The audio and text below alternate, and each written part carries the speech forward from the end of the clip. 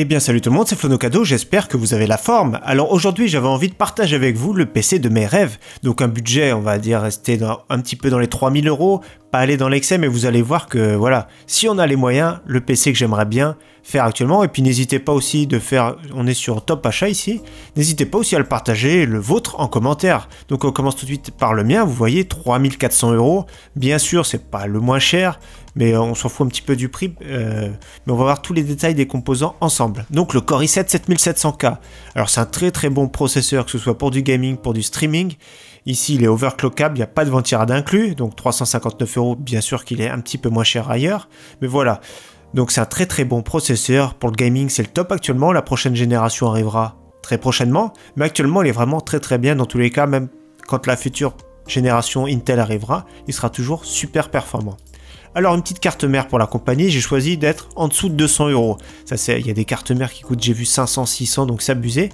Donc Asus Strix Z270, donc elle est très jolie. Elle a de beaux éclairages, elle reste sobre. Elle est très bien construite, une très bonne carte son.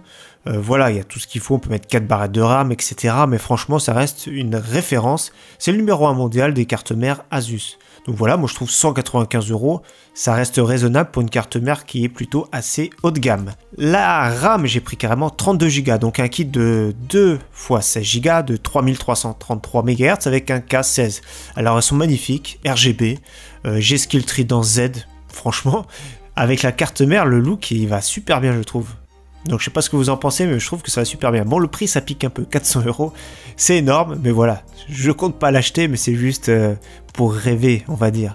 Le refroidissement, donc un très bon refroidissement, pareil, avec un petit RGB, un système RGB, c'est super joli, le NZXT Kraken X62, donc 2 x 14 cm, donc le boîtier, vous allez voir en conséquence, ça va passer dans le boîtier. Ça, il faut en tenir compte, bien sûr, quand on veut un kit water cooling, donc 180 €, c'est un bon prix, mais il est quand même pas mal noté. On voyait d'ailleurs, ils mettent les awards chez Cocotte TV et Comptoir du Hardware, donc 2 sites hardware sympathiques. Donc voilà, franchement, c'est vraiment pas mal du tout. Moi, je trouve que le look, pour l'instant, on est bien au niveau look. Au niveau de la carte graphique, on reste sur le haut de gamme du moment, donc GTX 1080 Ti, 900 €, ça pique un petit peu, donc voilà, ça reste le look Asus qui va aller très bien avec la carte mère, avec le système de couleurs aussi un petit peu RGB. Elle est vraiment bien, c'est du haut de gamme, alors là on est tranquille, on peut même aller titiller la 4K avec des réglages pas ultra mais au moins moyen, élevé, ça va passer très bien, donc ça reste des performances au top du moment. Voilà, donc 900 €, c'est un prix qui est énorme, c'est presque un SMIC, donc c'est... Mais voilà, ça reste un petit rêve quoi. Alors, au niveau stockage, on est sur du très bon stockage, donc un SSD, donc les nouveaux ports PCI x4, donc 960 EVO, c'est une référence. Le meilleur, ça reste le 960 Pro de Samsung, mais l'un ou l'autre, ils sont kiff. Celui-là, il est un petit peu moins cher que la version Pro et il fait très bien le travail, donc 1 Tera, plus de 500 €, ça pique un peu, mais vous voyez les 3200 mégaoctets secondes en lecture et en écriture, 1900 mégaoctets secondes, donc c'est 10 fois plus, même plus que 10 fois plus qu'un disque dur classique avec le système qui démarre très vite. Là vous êtes sûr d'avoir un système super fluide. En complément, j'ai mis un disque dur, un SSD Samsung 1 Teraoctet, pour moi je trouve que ça ira très bien, donc un très bon complément. Là il est un petit peu cher par contre ici chez Top Achat.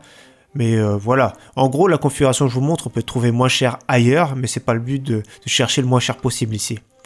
Alors le boîtier maintenant, alors un très beau boîtier, plus de 200 €, Fantech Antutu Evolve ATX, donc avec une vitre en plexiglas, enfin en verre trempé plus précisément, il est magnifique, gris comme ça. Là c'est la vidéo chez Top Achat, et donc voilà, il est très bien franchement, il est beau, il est magnifique, le gris... Il est beau, franchement les sobs ça y va très bien avec notre configuration. À l'avant on peut mettre soit le water cooling à l'avant, soit en haut. Au niveau refroidissement on va être vraiment bien, c'est pas non plus une soufflerie de l'extrême qui fait un bruit infernal, mais voilà c'est très bien. Et en complément, voilà une petite alimentation qui fait le travail sans aller dans l'extrême, 140 €, 750 watts, Corsair RM 750i, semi-passif 80 plus Gold, pour moi ça suffit largement, ça fait très bien le travail pour cette configuration là. Moi perso, si j'ai ce PC là, je compte même pas faire de SLI, une seule carte graphique, ça va super bien. Et voilà, donc petite configuration de mes rêves. N'hésitez pas à partager dans les commentaires votre configuration dans les 3000 € maximum, 3500, 4000, mais pas plus, ça sert à rien. N'hésitez pas à partager. Voilà, je mets le lien pour le fun en description pour ceux que ça intéresse de voir. En tout cas, merci à tous, à très bientôt. Ciao, bye.